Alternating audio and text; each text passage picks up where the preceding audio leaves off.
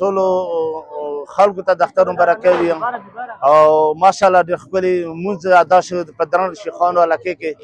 او ماشاءالله ډېر ښه اختر مبارکي وشول د خلکو سره او میلاو شو سره او برحال یوه خبره مو ده چې د چا سره خفګانونه وي څه وي دا پکار د دې اختر کې سره ووځي او بلکې دا دی چې غټې به درته بیان کوم بیا څونه وختېږي او بلکې دویم خبره دا ده چې اختر دې مبارک شي او دویمه خبره ده چې د موټرسایکل والا خیال وساتو برحال دې کې چې بیا مور پلار ته خپل کور ته غم جوړ نه کړو او دریمه خبره دا ده چې اوچته مسافران دي هغو ته د اختر مبارکي وي هغه خپل زړونه مضبوط کړو خپل ژوند ښه راولو ځکه چې تاسو د وجې د خال دی پرته دي علاقه پرته ده او بلکې دا ده چې د مزدوري علاج سره لکه دا کوشش ته وکړو چې مور پلار ورونه خویندې او هغه خیال وساتو څلورمه خبره دا دی ورکې چې چا ځاب یې نه وي کړي هغه باندې ډېر خیال وساتو او دې د وجې خیال وساتو چې هغه خلک مجبور وي او بیا سترګې غړي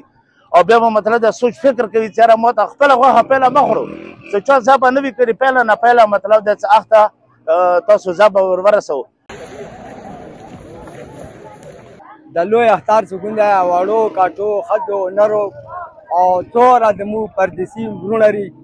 ټولو ته د لوی اختر سکون دی زه مبارکي یم هغه نه بعد الحمدلله زموږ قوم شیخان درن کې ډېرې ښه طریقې سره ډېرې منظمې طریقې سره الحمدلله د اختر مونځ سکون دی ادا شو او په لوی تعداد کې سکون دی دې کې سکون دی خلک راغلي وو منم بهرګل دی زه قوم شیخان سره تعلق ساتم نن ماشاءالله ټول علمي دنیا کې اختر دی خو بل نور برخو چې لکه قوم شیخان کې ښایسته اختر مونځ وشو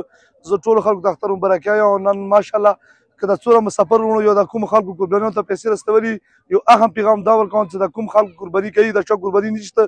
پکار دی ټولو ته غوښه ورسي چې هغه پوه نه شي لکه څنګه د مو بچي خوري پکار دی ما چې غریبان یتیمان موسی وخوري